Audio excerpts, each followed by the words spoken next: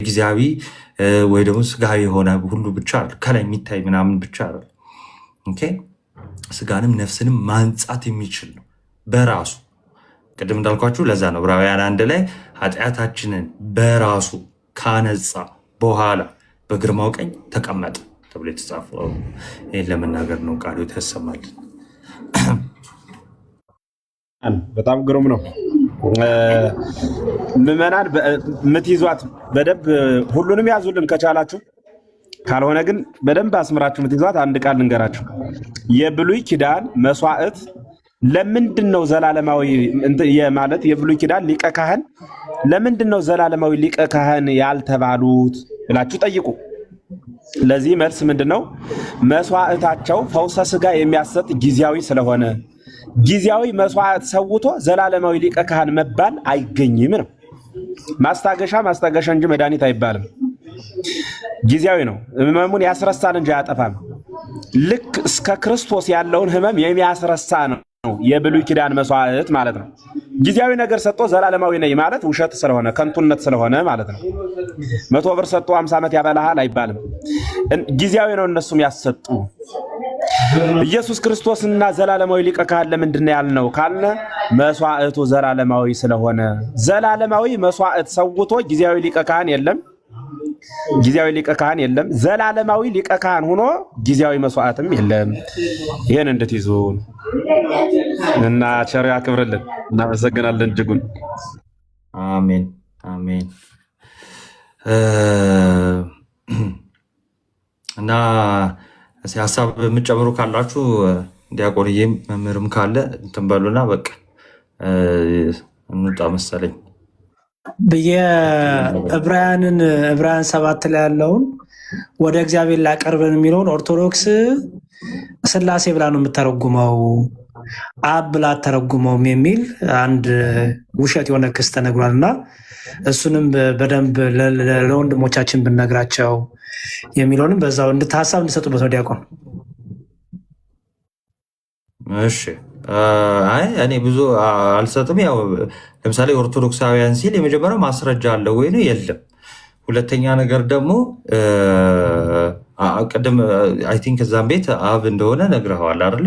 እኛ አብ እንደሆነ እየነገር ነው። አይ እንደው ለእንደዚህ ነው የሚል ከሆነ እሱ እንትን ነው የሚሆነው፣ ዝም ብሎ ብቻ የሐሰት ክስ ነው የሚሆነው። በቃ ቅዱስ ዮሐንስ አፈወርቅም በቃ ይህን ክፍል ሲተረጉሙ ልክ ሮሜ 8:34 ላይም እንዳለው ነው።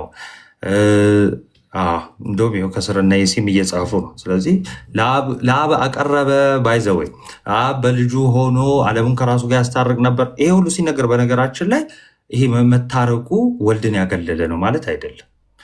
መንፈስ ቅዱስን ያገለለ ነው ማለት አይደለም። እንዳልኳችሁ የባህሪው ነው። መማር፣ ማዳን፣ መፈወስ፣ ማንጻት ይሄ ሁሉ የአምላክ የመለኮት ባህሪ ነው አይደለ?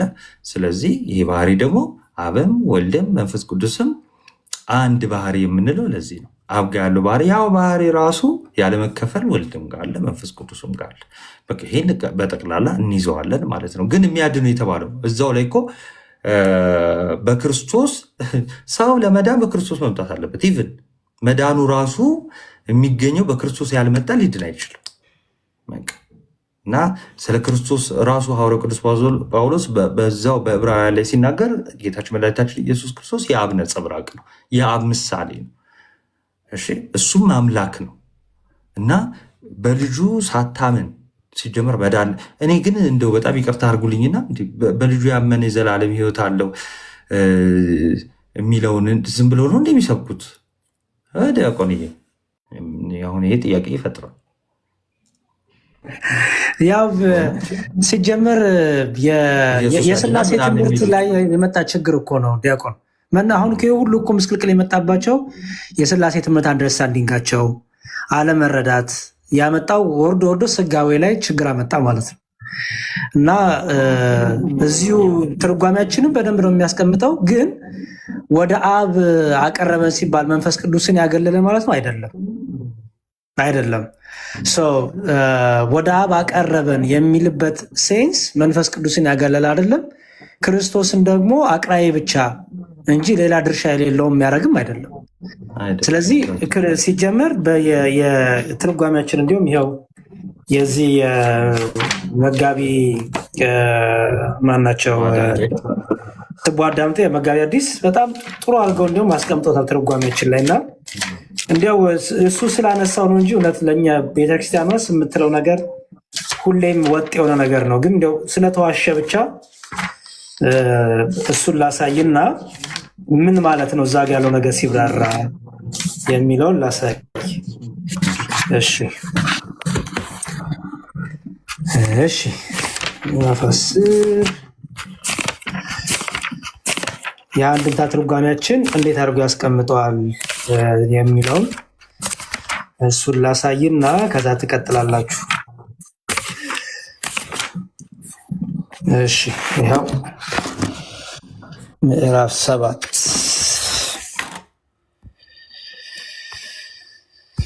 እሺ ይኸው እዚህ ጋር ምን ይላል? 7:25ን ሲያብራራ ትርጓሜያችን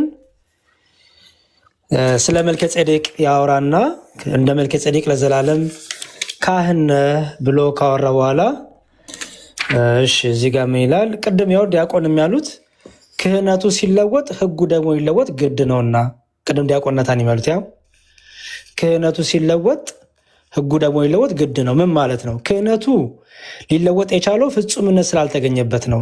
ሕጉም ፍጹም ድህነትን ስለማያስገኝ ተለውጦ ተቀይሮ ፍጹም ድህነትን የሚያገኝበት ሕገ ወንጌል ሊመጣ ግድ ነው። ቅዱስ ጳውሎስ የሌዋውያን ክህነትና የኦሪት ስርዓት እንደሚያልፍ ማስረጃ አድርጎ ያቀረበው ኢየሱስ ክርስቶስን መገለጥ ነው።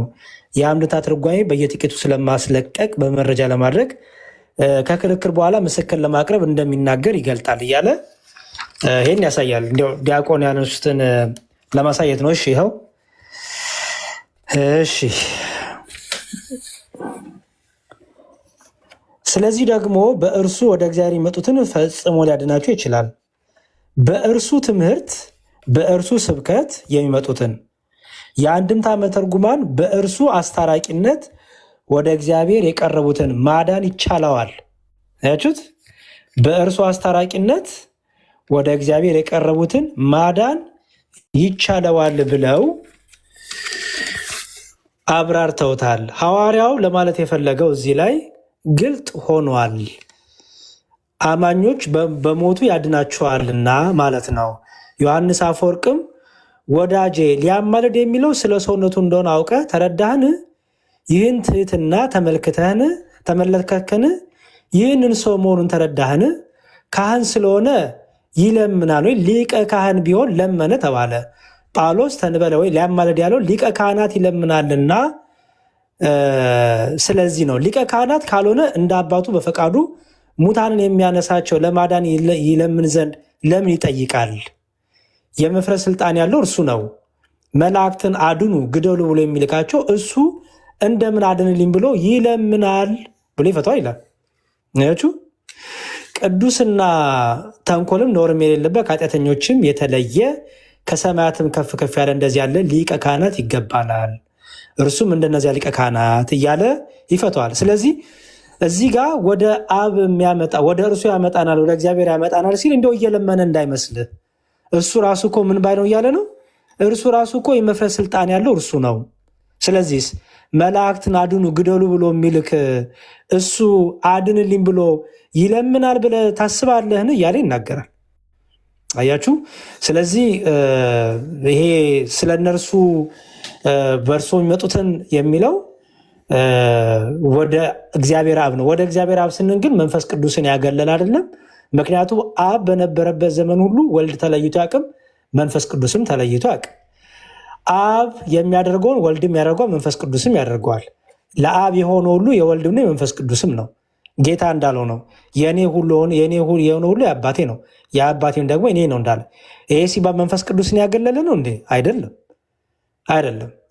ስለዚህ እንደ ክርስቲያን መጽሐፍ ቅዱስን በምላት እንደሚረዳ ክርስቲያንና የሥላሴን ነገር በደንብ አድርጎ እንደሚረዳ ሰው ማወቅ ነው እንጂ እንደ ፕሮቴስታንቱ የየግል ትርጓሜ ሲፈልግ ለዓለም አልሞተም፣ ሲፈልግ ኢየሱስ ክርስቶስ ከአብ ያንሳል፣ ሲፈልግ አብ በሥላሴ አካል ውስጥ የበላይ አስተዳዳሪ ነው፣ ሲፈልግ አባታችሁን የሚለው ጸሎት ለአብ ብቻ ነው የሚቀርበው፣ ጸሎት ወደ ወልድ አይቀርብም የሚል የየግል አስተያየት በእኛ በኦርቶዶክሲያን መሀል የለም።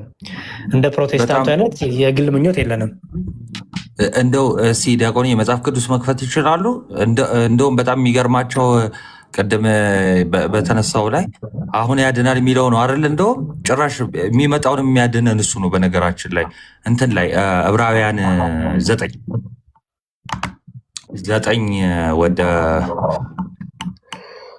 ወደ መጨረሻ እስኪ ወደ መጨረሻ ዲያቆን አቤት እስከሚወጣ ድረስ እስከዚያው እሰማለሁ አይደል? ወጣ አለ እኮ ከፍቻለሁ።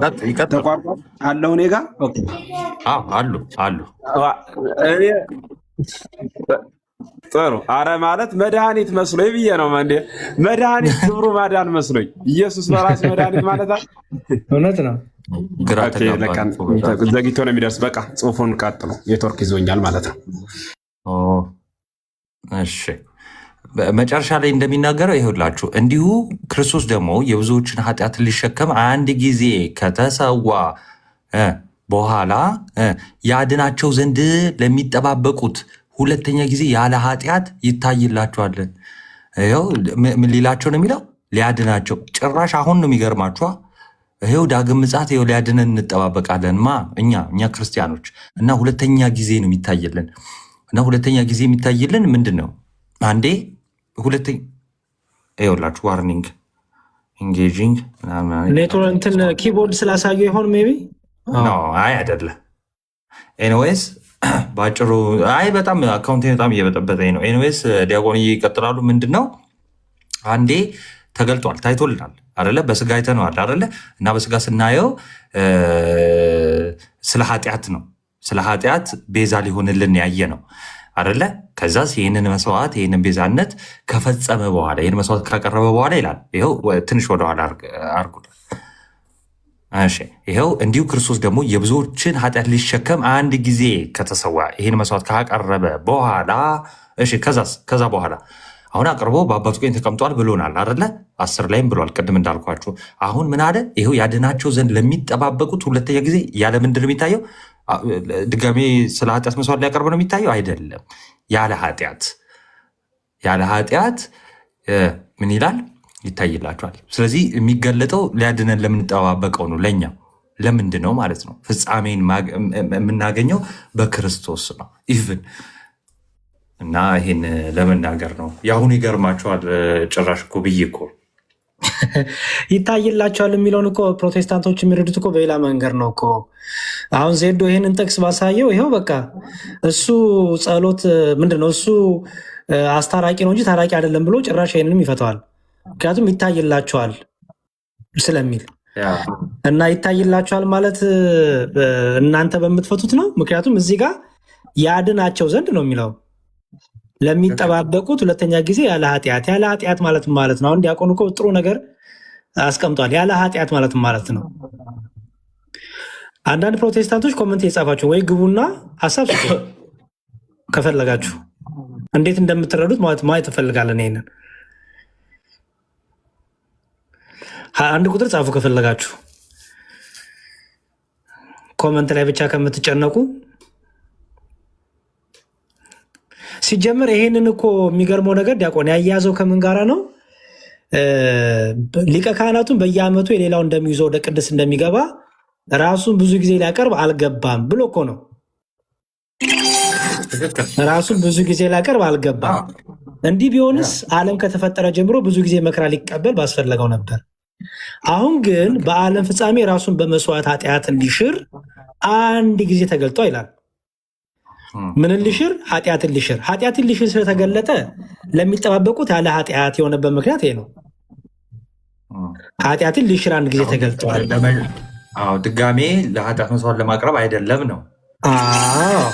ምክንያቱም አያይዞ ያመጣው ከምን ጋራ ነው? ከቤዛነቱ ጋር አያይዞ ነው። እና ደግሞ የብሉይ ኪዳን ካህናት ደግሞ ዕለት ይሄን ያደረጉ ነበረ። ክርስቶስ ግን ራሱ መስዋዕት ስለሆነ ራሱ ደግሞ ያቺ መስዋዕት አንዴ ፍጹም መስዋዕት ስለሆነች ነውርና ነቀፋ የሌለባት ፍጹም መስዋዕት ስለሆነች ከተፈጠረ ጀምሮ ብዙ ጊዜ መከራ ሊቀበል ባስፈለገው ነበረ። አሁን ግን በዓለም ፍጻሜ ራሱን በመስዋዕት ኃጢአት ሊሽር አንድ ጊዜ ተገልጧል። ለሰዎችም አንድ ጊዜ መሞት ከእርሱ በኋላ ፍርድ እንደተመደበባቸው እንዲሁ ክርስቶስ ደግሞ የብዙዎችን ኃጢአት ሊሸከም አንድ ጊዜ ከተሰዋ በኋላ ይላል ትክክል ያድናቸው ዘንድ። ከምንድን ነው የሚያድናቸው? ሲጀመር ኃጢአትን ሽሮላቸዋል ተባለ አይደለ? ኃጢአትን ሊሽር ተገልጧል። ኃጢአትን ሽሯል። ኦኬ። ታዲያ ያድናቸው ዘንድ ለሚጠባበቁት እንዴ? እዚህ ጋር እኮ መጠባበቅ ራሱ አለ። ያልዳኑት ናቸው እንዴ እነዚህ? የሚጠባበቁት ያልዳኑ ናቸው እንዴ? ዲያቆን የሚጠባበቁት ያልዳኑ አይደሉም እንዴ? ታዲያ የዳኑት ከምንድን ነው የሚያድናቸው? ሁለተኛ ጊዜ ያለ ኃጢአት ይታይላቸዋል። ምን ማለት ነው? እና እስቲ ግቡና አሁን ዛሬም ደግሞ ትኩስ ነው አልቀዘቀዘም ይላሉ። ምንድን ምን እያላችሁን ነው? ፍቱት ሲፍቱት እዚሁ ላይ ቅድም እናንተም ስላነሳችሁት በዚሁ ነካ ለማድረግ ማለት ነው። እዚሁ ላይ ትንሽ ከፍ ብሎ ማለት ነው 20 ስንት ነው? 25 ላይ ለምሳሌ ተመልከቱ። በእንግሊዝኛ ማድረግ ከተቻለ ኢቭን አፒል ነው የሚለው ይሄ አፒር ነው የሚለው መገለጥ ማለት ነው። ይሄ መጨረሻው 28 ላይ ያለው ይታያል የሚለው ጀስት ይገለጣል ማለት ነው። በእንግሊዝኛው ስናየው ማለት ነው።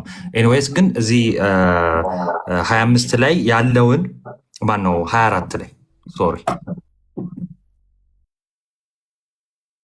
24 ላይ ምንድነው የሚለው? እሺ ክርስቶስ በእጅ ወደተሰራች የእውነተኛይቱ ምሳሌ ወደምትሆን ቅድስት አልገባም። የትኛዋ ምሳሌ የምትሆነው የትኛዋ ናት? ተበርናክሏ የሙሴ ማለት ነው። ነገር ግን በእግዚአብሔር ፊት ስለኛ አሁን ይታይ ዘንድ ወደ እርሷ ወደ ሰማይ ገባ ይላል። ሰማይ መስቀል ተብሎ ይጠራል። እሺ ሰማይ መስቀል ተብሎ ይጠራል። ከዛስ በእግዚአብሔር ፊት ስለኛ አሁን ይታይ። ይህንን የሚገርማቸው ፕሮቴስታንቶች ለምሳሌ ካረገ በኋላ ነው ይላሉ። በእግዚአብሔር ፊት ማለት ባይዘዌ ካረገ ማለት አይደለም። የእግዚአብሔር ፊት የት ነው ያለው? እንዴ ሰማይ ላይ ብቻ ነው እንዴ ያለው? ከአየር በላይ ባለው በሰማይ ነው እንዴ? አይደለም። ለምሳሌ ቅዱስ ዮሴፍን ስናይ ለምሳሌ በእግዚአብሔር ፊት ይህን እንዴት አደርጋለሁ ይላል አይደለ? ኃጢአትን እንዴት በእግዚአብሔር ፊት አደርጋለሁ ይላል። ያ ማለት ሰማይ ቤት ሄጄ እንዴት ኃጢአት አደርጋለሁ ማለት አይደለም አይደለ? ስለዚህ መስዋዕት አሁን ለአብ አቀረበ ስለምንል በእግዚአብሔር ፊት ተብሎ እንትን ተባለ። አሁን ይታይ ዘንድ የሚለው ግን ማቅረብ ነው። ራሱን ማቅረብ ማለት ነው። ማስረጃ እዛው ዝቅ በሉና ይታይ ዘንድ ወደ ሰማይ ገባ ነው የሚለው አይደለ? ከዛ እዛው ይኸውላችሁ ቁጥር 25 ላይ ሊቀ ካህናትም በየዓመቱ የትኛው የብሉይ ኪዳን ማለት ነው የሌላውን ደም ይዞ ወደ ቅድስት እንደሚገባ ራሱን ብዙ ጊዜ ሊያቀርብ አልገባም። ምን ሊያደርግ ነው አልገባም ያለው? ሊያቀርብ ምኑን? ራሱን። መቼ? ወዴት ነው አልገባም የተባለው? ዲያቆን እንደዚህ የተርጉሙላቸው። ምክንያቱም እነሱ ሰማይ የሚለውን ሰማይ ብለው ነው የሚወስደው። ሊትራሊ ሰማይ ብለው በጣም እንግዲህ አሁን ለማቅረብ የገባው ተመልከቱ። መስዋዕት ያቀረበው የት ነው? ጌታችን መድኃኒታችን ኢየሱስ ክርስቶስ መስዋዕት ያቀረበው በቃ መስቀል ላይ ነው አይደል? ያየ ነው። ያ የእግዚአብሔር ፊት በእግዚአብሔር ፊት ነው። አዎ የእግዚአብሔር ፊት በሁሉ ነው አይደለ? ስለዚህ ይኸውላችሁ መስቀል ላይ አቅርበዋል። ምኑን? ራሱን ሰጥቷል መስቀል ላይ። ከዛስ ራሱን ግን የሰጠው እነዛ የብሉይ ኪዳን ሊቀ ካህናት በየዓመቱ እንደሚገቡት ደጋግሞ ነው አይደለም ማለት እና ሊቀ ካህናት በየዓመቱ የሌላውን ደም ያ ማለት የእንስሳ ደም ይዘው ወደ ቅድስት እንደሚገቡ ወደ መሰዊያው መሰዊያ ያለችበት ወይ ደግሞ ታቦቱ ያለበት ቅድስተ ቅዱሳንን ቅድስትን ብሎ አንዳንዴ ይጠራታል ቅዱስ ጳውሎስ። ወደዛ እንደሚገባ ደጋግመው እሱ ክርስቶስ ደጋግሞ አልገባም፣ አንዴ ነው የገባው አለ። ከዛስ እንዲህ ቢሆን እንደ ብሉይ ኪዳን ቢሆን ኖሮ እሺ ዓለም ከተፈጠረ ጀምሮ ብዙ ጊዜ መከራ ሊቀበለው ባስፈለገ ነበር። ጌታችን ግን አንዴ መከራን ምን ብሏል? ተቀብሏል። አንዴ ራሱን አቅርቧል። እዚሁ ደግሞ ምዕራፍ 10 ላይም ሲናገር ራሱን አንዴ አቅርቦ በአባቱ ቀኝ ተቀመጠ የሚለውንም ከዛ በኋላ እያይዞ ይላል እና ይሄ ነው ትርጓሜያችንን ባይዘው ይህንን ነው የሚያስቀምጠው። አሁን የተናገርነው ይኸው እዚህ ጋር ላላችሁ ትርጓሜው ያው ምን ብሎ ነው የሚያስቀምጠው? ያው ክርስቶስ በእጅ ወደ ተሰራች የእውነተኛቱ ምሳሌ ወደምትሆን ወደ ቅድስት አልገባምና ይኸው ከዛ በእግዚአብሔር ፊት ስለኛ አሁን ይታይ ዘንድ ወደ እርሷ ወደ ሰማይ ገባ የሚለውን ማለት ነው ይላል። በእግዚአብሔር ፊት ስለኛ አሁን ይታይ ዘንድ የሚለው በእግዚአብሔር አብ ፈቃድ እኛን ለማዳን መስዋዕት ማቅረቡን ያመለክታል። ዮሐንስ አፈወርቅም በእግዚአብሔር ፊት ተገለጠ ማለትም ኃጢአት ማስተሰረይ የሚችለውን መስዋዕት ወደ አብ አሳረገ ማለት ነው ብለዋል ይልና ወደ ሰማይ ገባ ሲል ቅዱስ ጳውሎስ ኢየሱስ ክርስቶስን ከብሉይ ኪዳን ሊቀ ካህናት ጋር ስለሚያነሳስረው የብሉይ ሊቀ ካህናት መስዋዕት ለማቅረብ ወደ ድንኳኑ እንደሚገባ ኢየሱስ ክርስቶስ ራሱን ለመስዋዕት ወደ ምንድን ነው የሚለው? ወደ መስቀል ሄደ ማለት ነው። ስለዚህ ሰማይ መስቀል ተብሎ ተተርጉሟል። ሁለተኛው ትርጉም ደግሞ ኢየሱስ ክርስቶስ ራሱን በመስቀል ላይ ሰውቶ ወደ ሰማይ ወደ አብ አረገ ማለት ነው። ይኸው ራሱ የተወለደ መስዋዕት ዕጣን አድርጎ ወደ አባቱ አሳረገ እንዲል ቅዱስ ኤፍሬም በውዳሴ ማርያሙ ላይ ይላል። ሰው ሊቀ ካህናቱ በየዓመቱ የሌላውን ደም ይዞ ወደ ቅድስት እንደሚገባ ሲል የሌላው ደም ማለት ሊቀ ካህኑ የበግና የፍየል የሌላ እንስሳም ደም ይዞ በድንኳኑ ውስጥ ወደምትገባው ድንኳን ይገባ ነበር። ራሱን ብዙ ጊዜ ሊያቀርብ አልገባም ሲል ያው የብሉይ ኪዳን ሊቀ ካህናት በየዓመቱ መስዋዕት ይዞ ወደ ድንኳኑ የሚገባው፣ ኢየሱስ ክርስቶስ ከብሉይ ሊቀ ካህናት ይለያል። ራሱን ብዙ ጊዜ መስዋዕት አድርጎ አላቀረበም። አንድ ጊዜ ብቻ ራሱን ሰውቷል። በየዓመቱ ወደ ቀራንዮ አይገባም አይደል? ዕለት ዕለት ሊሰዋ ያስፈልገው የሚለው ይኸው ትርጓሜያችን በየዓመቱ ወደ ቀራንዮ መሄድ አይጠበቅበትም። አንድ ጊዜ ብቻ ራሱን ሰውቷል ይልና አንድ ቀን ባቀረበው መስዋዕት ዓለሙን ማዳን የሚችል ቅዱስ ሥጋና ክቡር ደም ያለው አምላክ ነውና ብላ ያስቀምጧል ማለት ነው። አሁን ዲያቆን የተናገሩት ከዚህ ቀጠል ብሎ አይ ነው እንትኑ ባይብሉ ላይ ራሱ ያው ትክክል ቀጠል ብሎ አንድ ጊዜ የክርስቶስን ስጋ በማቅረብ ተቀድሰናል የሚለው ለዛ ነው። ምዕራፍ 10 ለዛ እያይዞ ቀጥለዋል። ኤግዛክትሊ። ይኸው ቅድም ያሉት ደግሞ የመጨረሻው ክፍሎች ይኸው እዚህ ጋር የመጨረሻው ክፍል ይኸው ይታይላቸዋል የሚለው እሱን ላሳይና አልጨርስ። ያድናቸው ዘንድ ለሚጠባበቁት ሁለተኛ ጊዜ ያለ ኃጢአት ይታይላቸዋል። ያድናቸው ዘንድ ለሚጠባበቁት ሲል ለድህነት የሚጠባበቁት ምዕመናን ናቸው ይላል። ሁለተኛ ጊዜ የሚለው ዳግም ምጽአትን ያመለክታል። ያለ ኃጢአት ይታይላቸዋል ማለት በዳግም ምጽአት የሰዎችን ኃጢአት ለመሸከም ሳይሆን ለመፍረድ ይመጣል ማለት ነው። ዮሐንስ አፈወርቅም ያለ ኃጢአት ይታይላቸዋል ማለት ኃጢአት መርገም ኖሮበት ተሰቅሎ የሞተ አይደለም ማለት ነው። ይፈርድ ዘንድ ይታያል በማለቱም የሚያምኑበትን ሰዎች የሚያድን ገንዘብ ሌላ መስዋዕት እንደማይወድ አስረዳ ብሎ ይተረጉመዋል። ይታይላቸዋል ማለትም ጌታችን ሲመጣ አንድ ምዕመናን ያዩታል ማለት ነው። እነሆ ከደመና ጋር ይመጣል፣ ዓይንም ሁሉ የወጉትም ሁሉ ያዩታል እንደሚል የሰው ልጆችን በኃይልና በብዙ ክብር በሰማይ ደመና ሲመጣ ያዩታል እንደሚል ማቴዎስ ወንጌል እያለ ይተረጉማል ማለት ነው። እና በቃ ጥርት ያለ ትምህርት ነው ያለን እኛ ነገረ ክርስቶስ ላይ። እንዳሉት ቅድም የፕሮቴስታንቱ ትልቁ ችግር ሁሉም በእኔ መገለጥ በእኔ መረዳት የእኔ መንፈስ እንደመራኝ የእኔ መንፈስ እንደነገረኝ የሚል ችግሩ ስለገቡ አንዳቸው ከአንዳቸው በነገረ ክርስቶስ ትምህርት እንኳን አይስማሙም። ክርስቶስ ኢየሱስ ይባላል እንጂ ይኸው አሁን ይሄ ሰሞን ያለው ግራ መጋባት ለዛ አይደለ? አንዱ ሌላ ይላል፣ ሌላኛው ሌላ ይላል። እና ይሄ ደግሞ የራስ ትርጉም በቃ እንደፈለጉ እንደፈቀዱ መተርጎም የሚያመጣው ችግር ነው። እና ቃሎት ያስማል እንዲያቆም ይሄንን ጥቅስ ማለት ነው የሆነ ጊዜ ማን እንደሆነ እኔ እንጃ ከስር የነበራችሁ ታስታውሱኛላችሁ። እና ዲያቆን ይሄን ጥቅስ ጠይቄው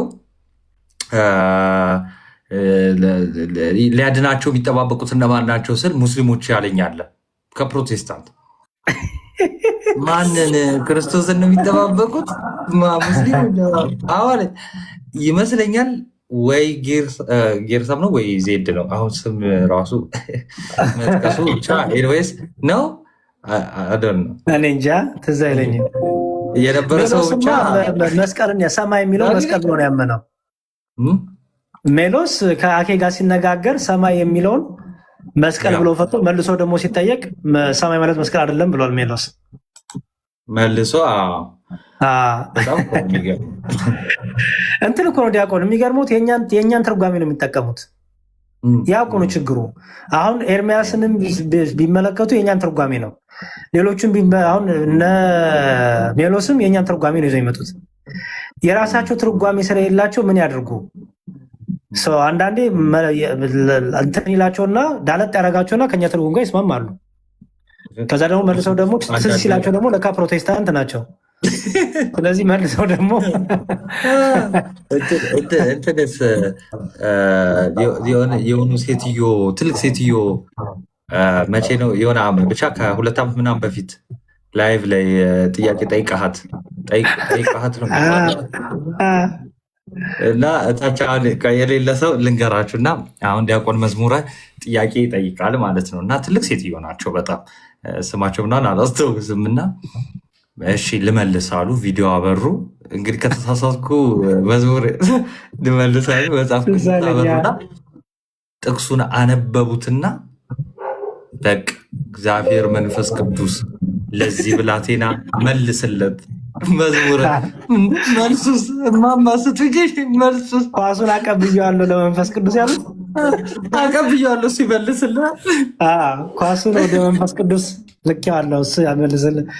ትናንት ደግሞ ከትናንት ወዲያ ደግሞ ቢኒ ቤት ደግሞ ከሆነች እህት ጋር እየተወያየው እዚህ ቆሮንቶስ ላይ ያለው እግር እጅን እምቢ ጆሮ እንደዚህ የሚለው ብልቶቹ ላይ ያስቀምጠ የለም ብልቶቻችሁ የሚለው ያው ከዛ ያልከበሩና የከበሩና ያልከበሩ ብሎ የሚያስቀምጧል አይደል? እና ያልከበሩት እነማን ናቸው? የከበረው ልብ ነው አለች። የከበረው ልብ ነው። ያልከበሩት ደግሞ በውስጦቻችን ያሉ ሌሎች። ለካ እሷ የምታወራው ስለ ሰውነታቻችን ክፍል ነው። እና በቃ የከበረው ልብ ነው አለችኝ። እንዴ ቅዱስ ጳውሎስ እዚህ ጋር በደንብ አድርጎ እያስቀመጠ ያለው ስለማን ነው? ምንድነው እነዚህ እግር እጅ የተባሉት ምንድን ናቸው ስላት፣ አይ በቃ ይሄ የጨጓራ የጣፋ የኩላሊት ጉዳይ አድርገዋለች እሷ። ታዲያ ልብ ነው የከበረው እኮ አለችኝ። ካለን የሰውነት ክፍሎች ሁሉ ልብ የከበረ ነው አለች። ስለዚህ እኛ ብልቶች ነን፣ አካል አንድ ነው የሚለውን እዛው እንዴት ልታደርገው ነው ማለት መንፈሳዊ ነው አለችኝ። መንፈሳዊ ትርጉሙን ንገሪኝ ስላት አልፈለገች። ምክንያቱም ወዴት እየሄደ እንደሆነ ገብቷታል።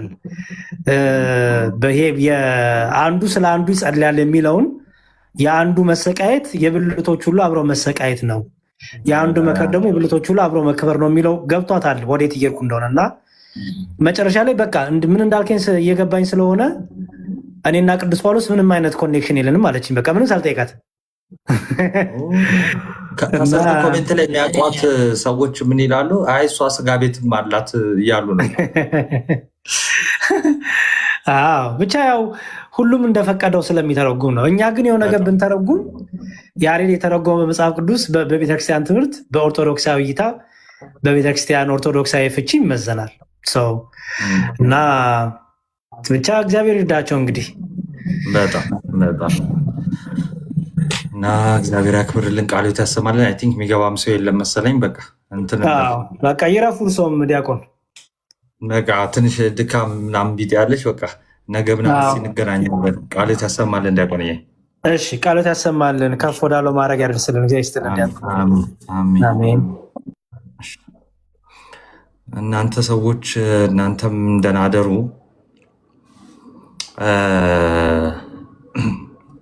ደህና አደሩ በቃ እና የነገ ሰው ይበለን።